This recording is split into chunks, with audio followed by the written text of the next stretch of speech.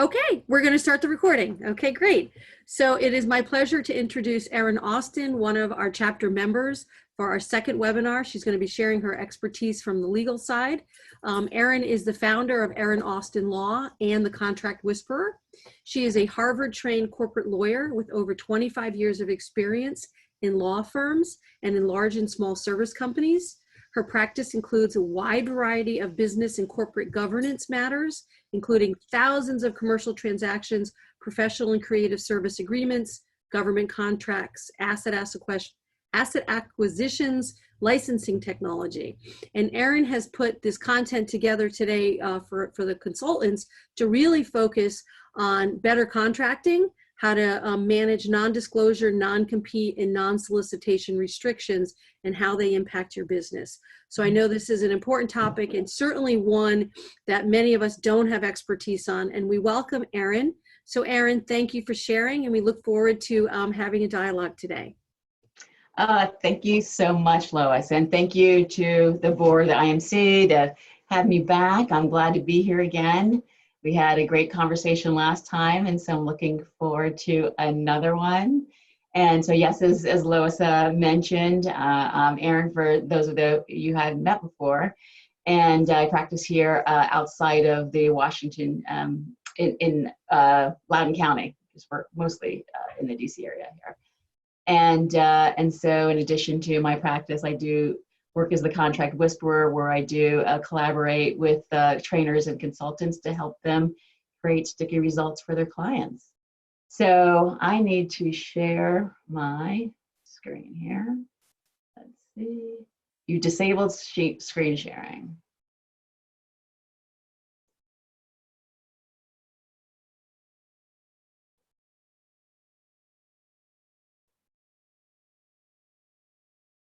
Am I ready? I just changed it. You should be able to share. I'm sorry. Oh, there we go. Okay. Let us start our slideshow here. Oops, slideshow from the beginning. There we go. All right. So yes, we will be talking about the 3 nons. And if I was more creative, that would have been like a spooky font there, because these restrictions can have significant impact. And by that, I mean negative impact on your business. And so those are non-disclosure, non-solicitation, and non-competition restrictions. I'm going to back up just very briefly and talk about what we talked about last time, just to connect the dots about like the ways that your contracts, which we love contracts because that's how we get paid, but that they can have provisions in them that can significantly interfere with your ability to exploit your expertise. And what we talked about last time was from the copyright perspective, when you have pre-existing materials, such as you have training materials or you have a certain framework, and that framework or materials are part of the deliverables that you're providing to your client, you want to make sure that you aren't assigning all the rights in your pre-existing materials to your clients. So we talked about that. And then we talked about when you're licensing those materials to your clients, that the license is not so broad that they can do anything they want to with your materials. We talked about some licenses that provide clients the right to make derivatives, to resell it, to reuse it with other affiliates.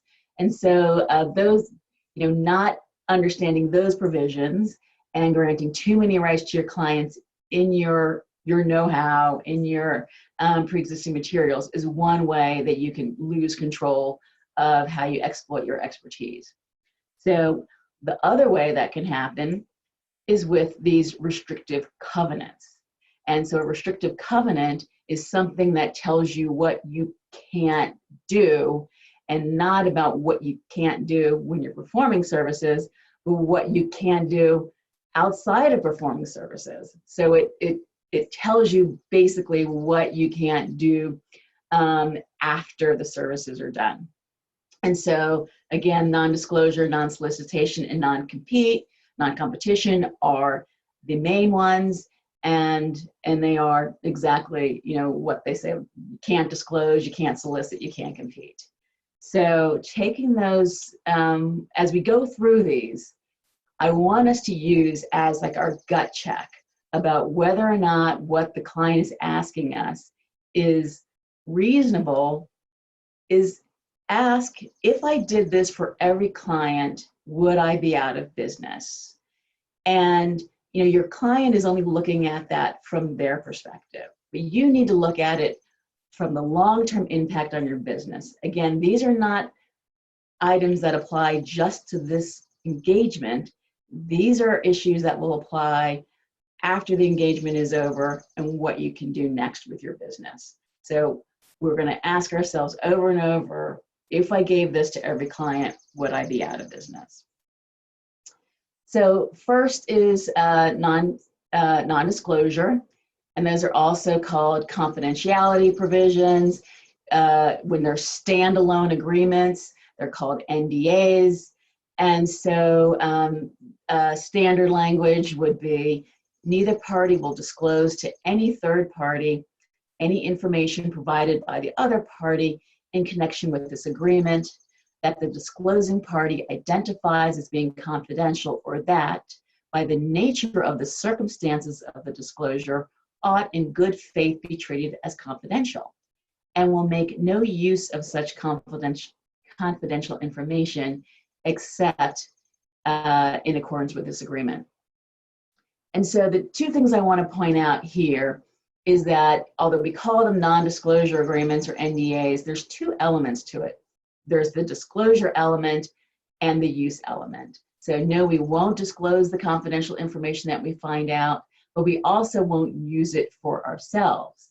So let's say, for instance, I'm providing services to a client, and in the course of providing those services, I find out about this really unique way that they process information.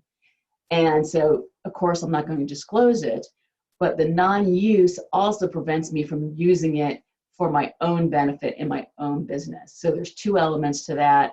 And so if I were to use that unique way that they process information for my own benefit in my business, even if I didn't use it for another client, I would be in breach of your standard non-disclosure confidentiality provision. And so I would ask, if I agreed to this language for every client, would I be out of business?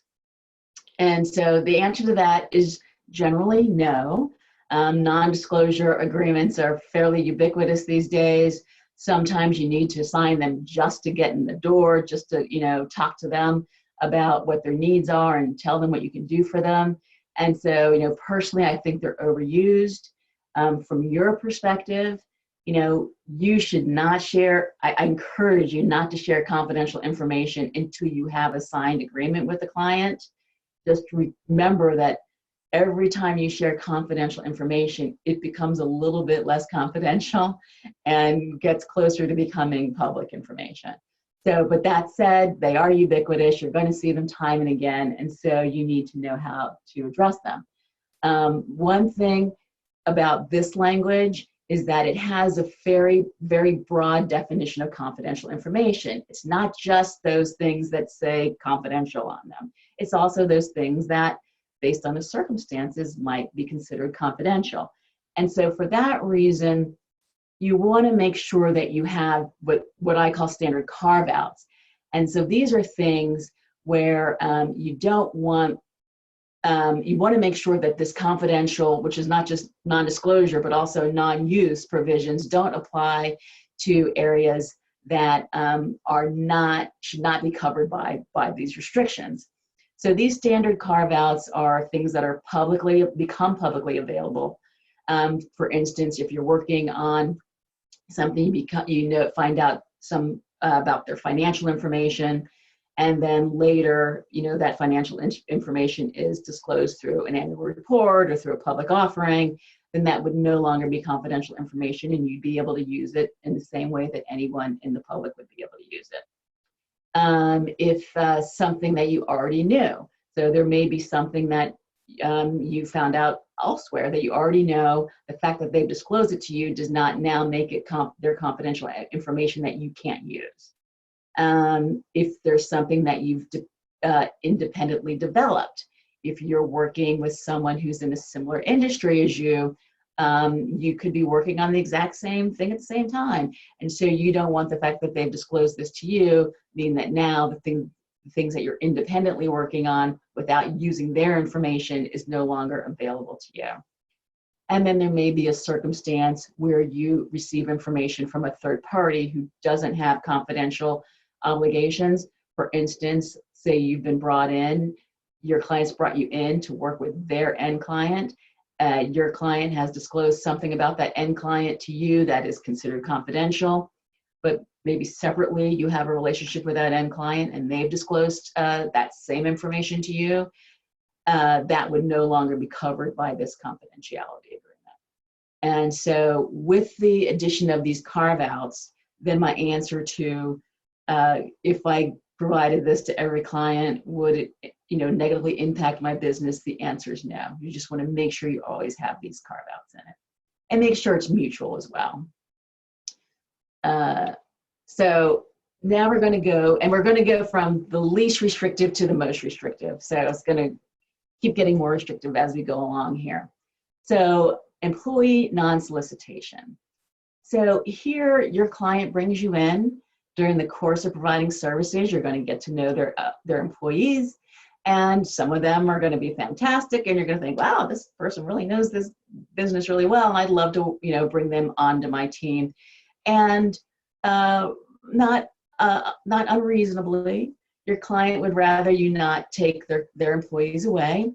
I have varying degrees of objections to treating employees like assets, but we do make investments in our employees. An investment is real, and when we lose an employee, the loss is real and has financial implications. So I understand why a client would want to protect their employees.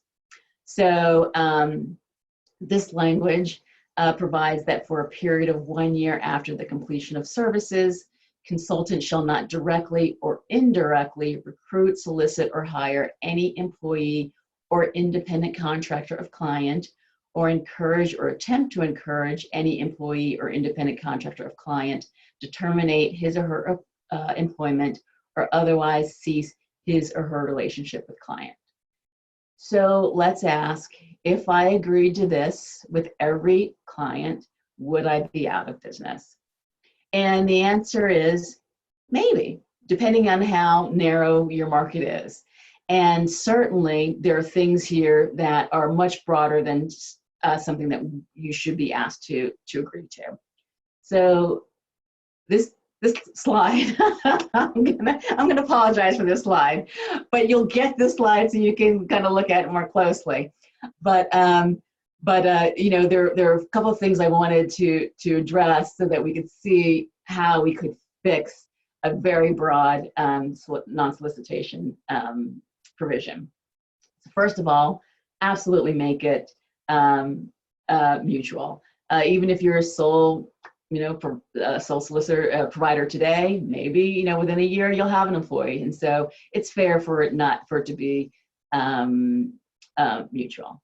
I took out the indirectly because it may be that you have sister companies and they may have no idea who the clients are in your immediate company. They have no idea who the employees are that you're working with on these projects. And so they could, completely innocently hire an employee from this client, and you're the one who'd be in breach of this provision. So if you're not directly soliciting someone, then we should be that should be excluded. The idea behind a non-solicitation, again, is to make sure that you don't poach their clients because you provided services for them. So you've gotten access to their employees because you provided services. So it should be limited to employees that you receive access to by virtue of providing the services. And so here I have, I don't know, if I do this, can you see my cursor, or like if I'm doing this? You can't, okay. So, so here I have made clear that applies to employees who are actively involved in the performance of the services. So it's not just any employee.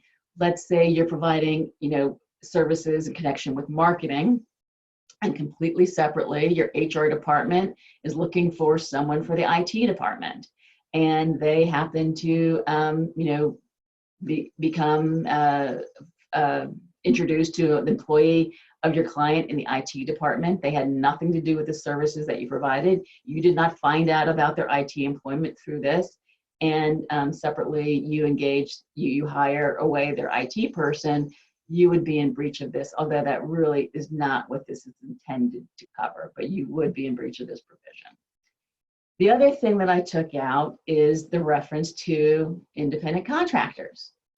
So yes, we make investments in our employees, and to lose an employee has significant repercussions. That's not the same with independent contractors, because they're independent contractors. And so, and certainly these independent contractors would not want to think that they were being caught up in the middle of this as either.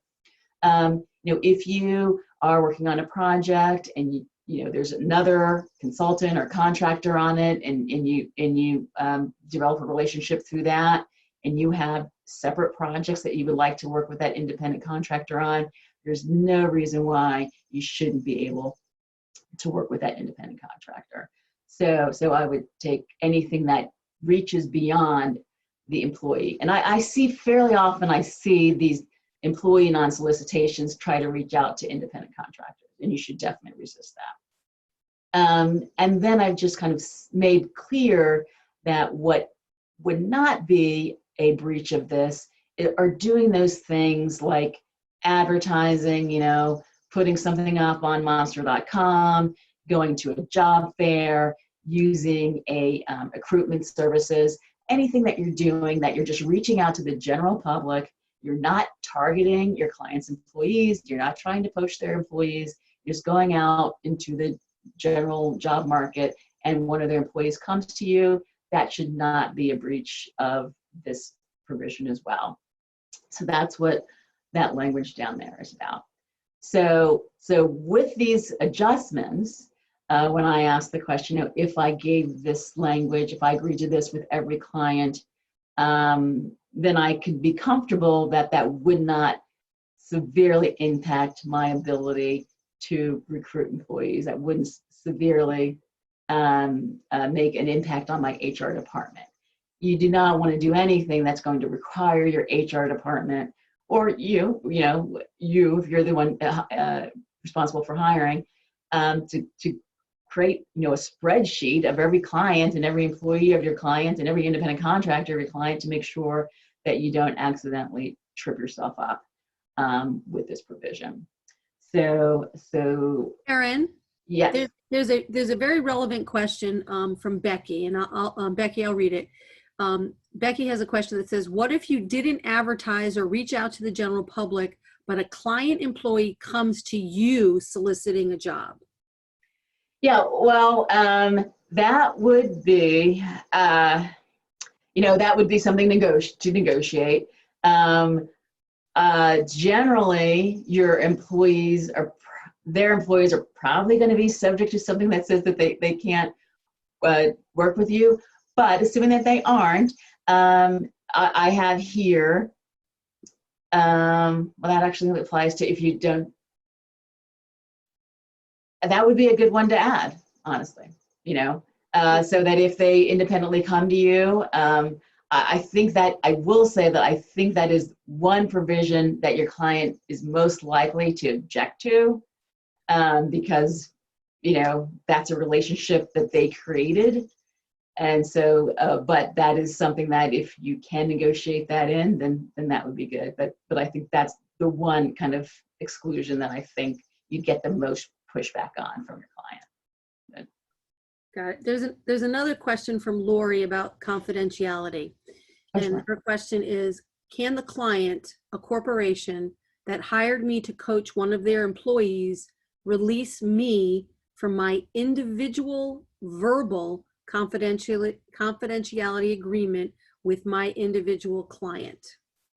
The corporation has initiated an investigation with outside counsel and is asking me to be interviewed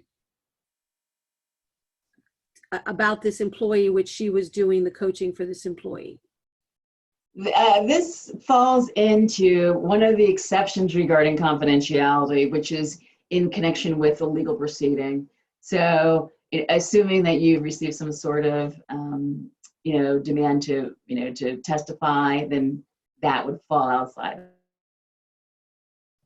Meaning that I But, have to testify? Well, I can't say, I would say that it's possible. So I haven't seen your agreement. I can't give you legal advice. Do not say I can't testify because of this webinar. Right. But it's possible that that provision in that agreement would mean that you have to testify. So you, and unfortunately, it may mean that you need to, engage a lawyer to help you navigate that, which is unfortunate because I imagine that nowhere in the way you price this, you anticipated having to hire a lawyer to represent you in this, but that it is possible that is where they'll have to go.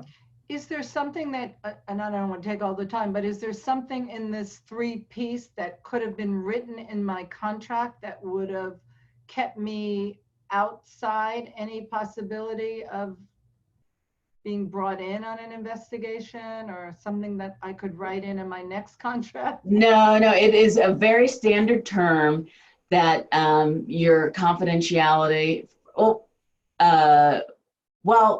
there's a couple of things happening with what happened with you here. You agreed with the employee that you wouldn't disclose anything that she told you. And that was an oral agreement, if I recall. Versus yes, that's right. Versus the agreement that you have with the company. And the company can always waive its confidentiality. So under the agreement. So, and they're saying, I'm waiving your obligation to keep this confidential. So there's nothing you could have done to change that. So no, there's nothing you could have done to change that.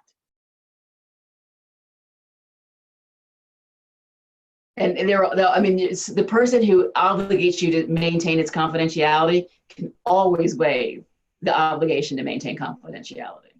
So the corporation that hired me supersedes the client who I promised confidentiality.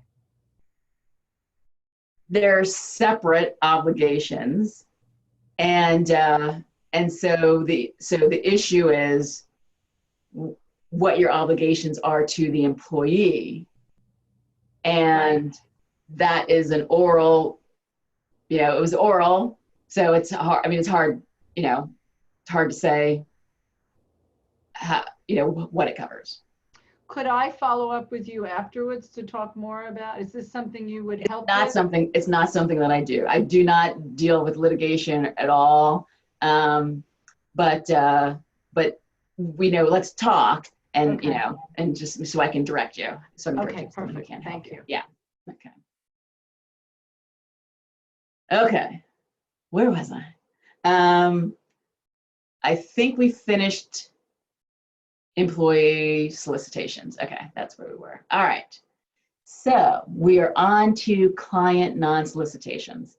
So similar to the issue with employees, your client brings you on to work with their end client, and they do not want you to do an end run and go directly to their end client and take the project away for them.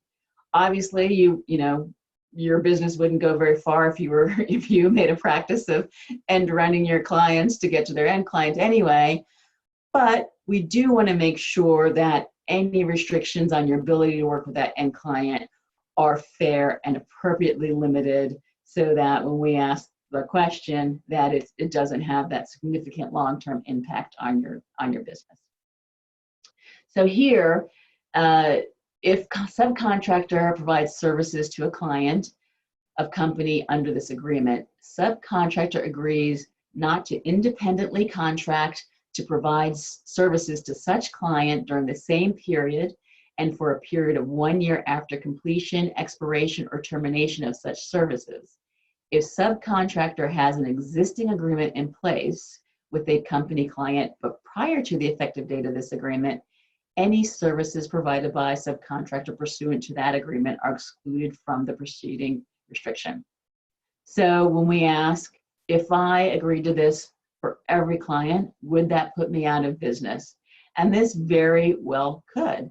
Depending on the number of end clients that this one client has, it could seriously, and certainly if you're in similar industries or serving similar end clients, it could significantly impact your ability of who you can go out into the market to work with. So there's a couple of things that I dislike about this provision that I would fix here.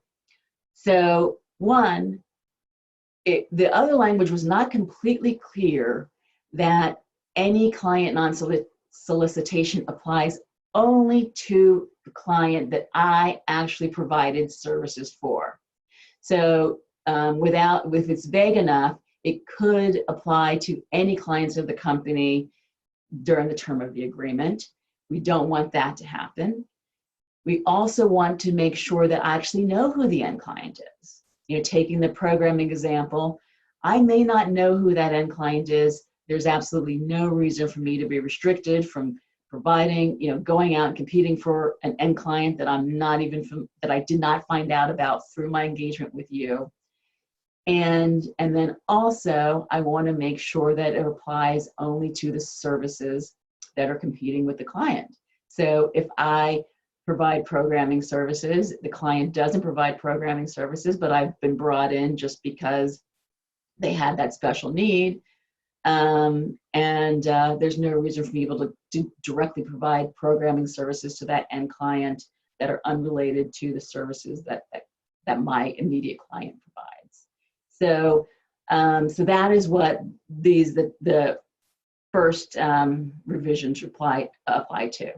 I took out that 1 year period after completion of the services. Again, it's about not poaching this client that I have introduced you to. Once this project is over, done, the client's been thrown back into the pond, so to speak, and we can go fishing for that client again. I'm using my expertise.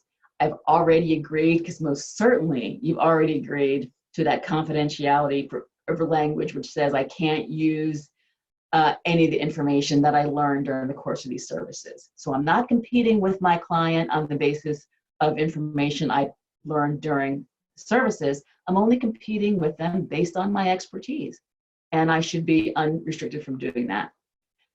So that's that first sentence.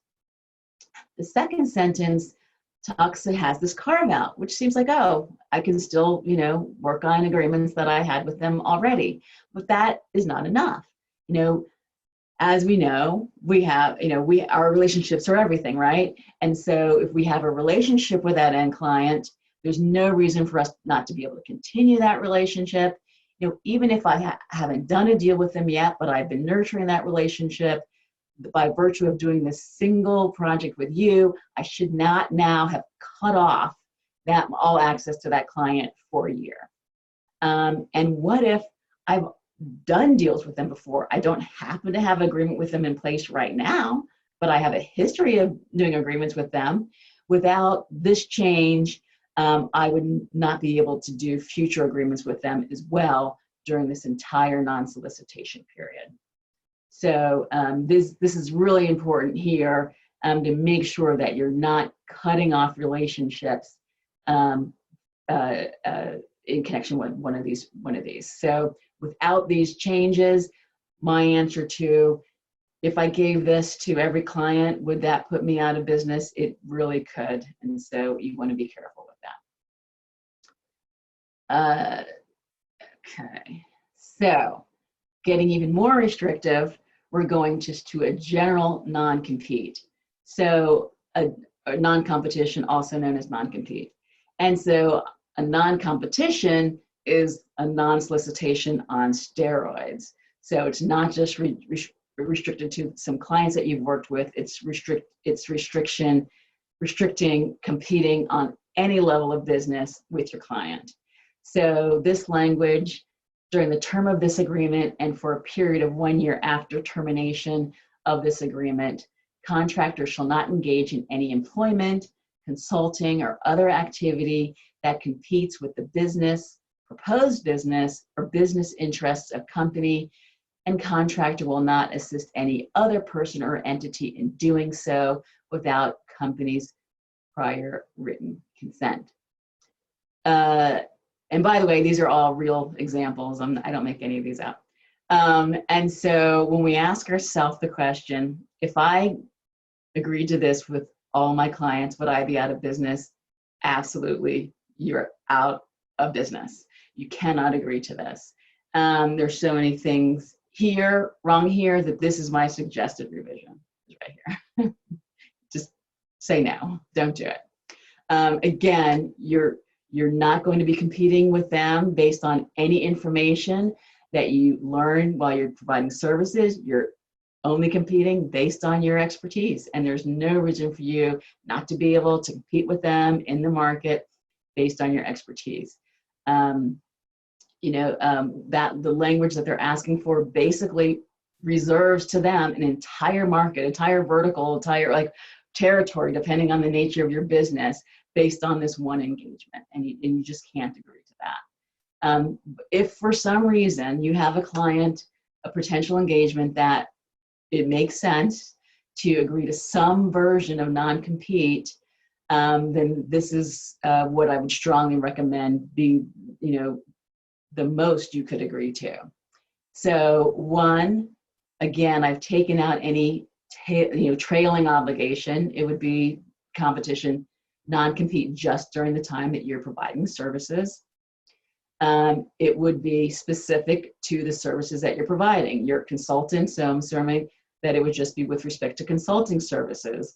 And those are consulting services that are related to this engagement, not to any business of the company, not to any proposed business of the company, and not to any other business interest of the company. Who knows what that is? And so it has to be super, super narrow. And so that would be competing with your client.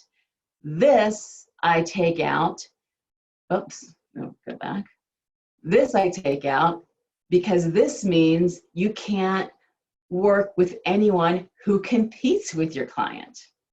So assisting any other person or entity from doing so, that means you can't work with any of your client's competitors. That takes you completely out of the market. And so, as I think it was in the webinar description, if you have a niche practice, you're out, you're done. That's it. So you have to be very careful of that language. And then, of course, always preserve your pre-existing relationships. Do not let anyone, for any reason, interfere with your relationships. So the answer to this is, yeah, be really, really careful, because that can have significant negative impact on your business. This one is not a non. They rather genteelly called it an interference provision, but it is basically another you're out of business provision. During the term of this agreement and for a period of 1 year thereafter, supplier agrees not to induce or attempt to induce, influence, or attempt to influence any client, supplier, or other business relation of company or any affiliate of company to cease doing business, terminate, or modify any written or oral agreement, arrangement, or course of dealing, or otherwise interfere with the business relationship.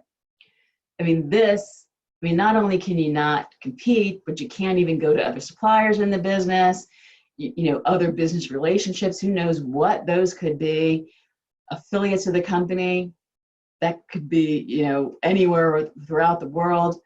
And there's so many, again, this is an actual example. There's so many things here that would absolutely put you out of business. Cannot agree to something like this.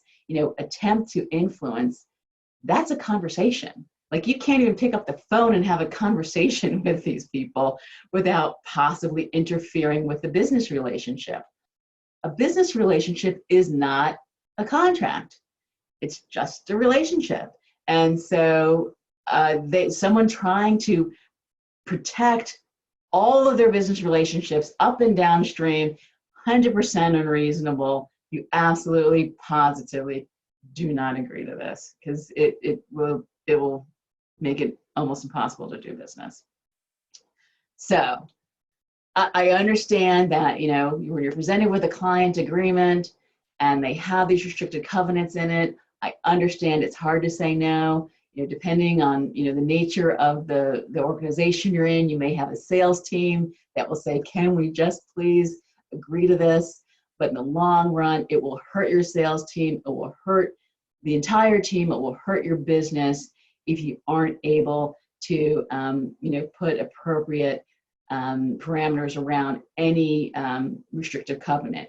Again, these restrictive covenants are not about what you can do while you're providing the services. It's about what you can do with your expertise and your business after the project is over. So you have to be really careful with these. So something that I say, and it's just the same it's another version of that question, is to be able to say to your client, you can say to them, and it's a true statement when you say, if I did this for every client, I would be out of business. And they're not looking at it from your entire business. They're just looking at it from their own perspective. And so you need to have that conversation with them if they're asking for this. When that's been made clear to a client, I have not had, you know, trouble with them understanding why there needs to be some restrictions around any of these covenants. So with that, the key takeaways are that, you know, any restriction has to be as narrow as possible, either in terms of the time that applies to, the clients that it applies to, the services that it applies to. There are standard carve-outs that you want to make sure are included with NDAs, the carve-outs regarding information that comes from other people or that you develop yourself, with employees, employees that come to you without you poaching them, but, you know, either going out into the market to find them, or that may come to you directly without your encouragement. With clients that you have a relationship with, that come to you independently. And so you want to make sure you're accessing those if you have to agree to any of these provisions. And then, you know, do not be afraid to stand up for your business. You have to look at these provisions. They're cumulative, exponentially cumulative. So you need to not look at them as a single client issue. They're a business issue. And so you need to look at it from that perspective. So that's it. Thank you.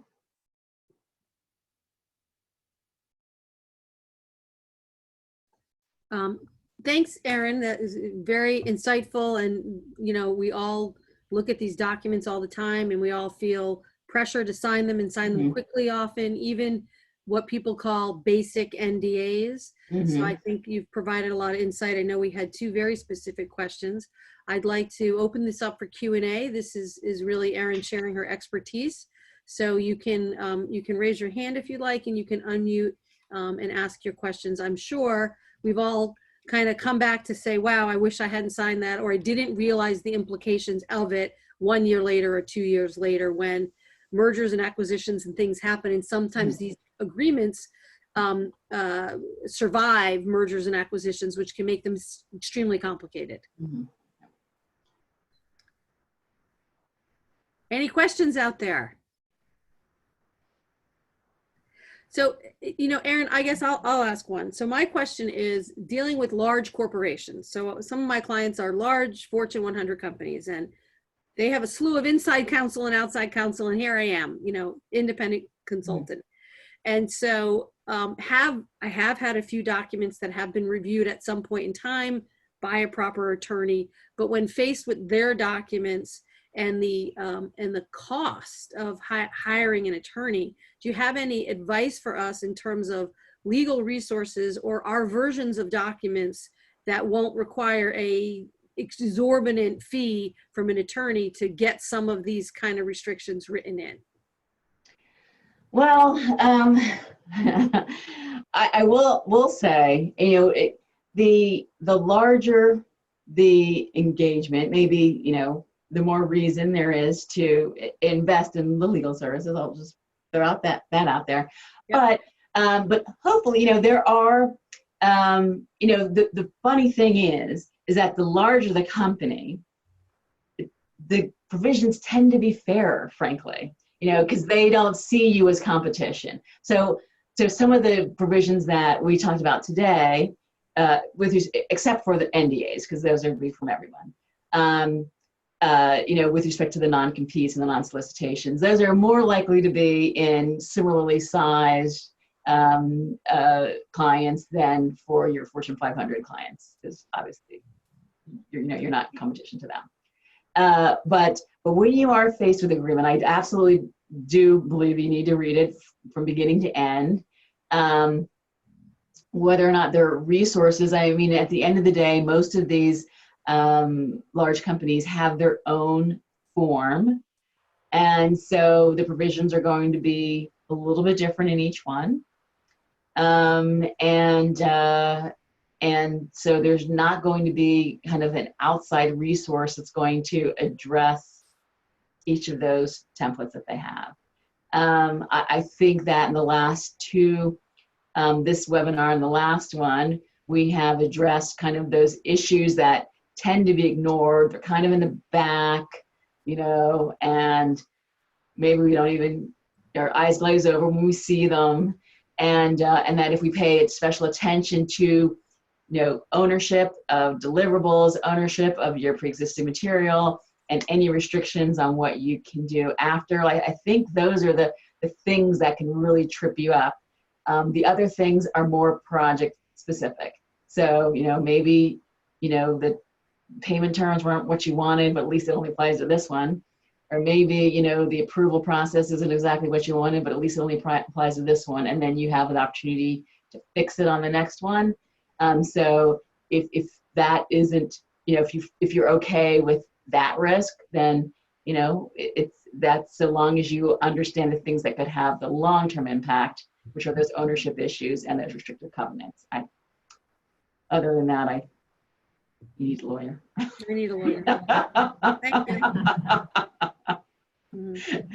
Got it. Does anyone else? Yes, John, please unmute.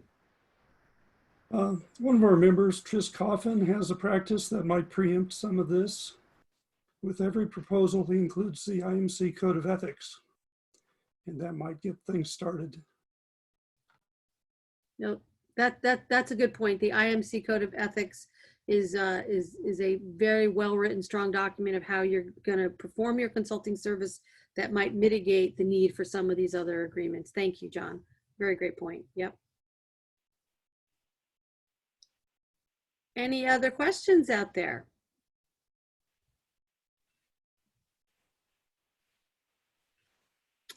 Okay, well, Erin, thank you so much. I want to turn it over to Cleveland. We have another event tomorrow. This was very helpful, and Erin will share the slides and I will share the recording. I'd like to thank everyone for participating. But before we close out, I just want to introduce Cleveland, who is president of the NCR chapter, to share an upcoming event that we have tomorrow. Cleveland. Thanks, Lois. Thanks for hosting. Erin, as always, again, thank you for sharing your knowledge and your expertise with our group. Really appreciate it. And as always, you are very thorough in your presentation. I do want to bring up, and then second, I want to thank everyone that joined today. We really appreciate your participation as well as your support. But on tomorrow, we're going to be a little less serious as we participate in a virtual happy hour tomorrow at 5, which will be led by Linda Howard. Linda is president of Howard Consulting. She's currently the membership ambassador for the chapter and former NCR chapter president. Linda is going to be sharing her expertise and knowledge surrounding Zoom and specifically Zoom breakout rooms. So it'll be a little more casual conversation, but as always, Linda too is very thorough in her presentations and I'm sure you'll learn something, and it'll be a treat. So please join us. It's at 5. If you haven't registered, you could go to IMC USA, go to the events calendar, and you'll see it listed there. And you can register and join us tomorrow with your favorite beverage, hot or cold. Yeah. Great. All right. Thanks again for joining, and we'll see you tomorrow. Thanks, everyone. Thank you. Have a great day. Thanks, Erin. Bye This was now. good.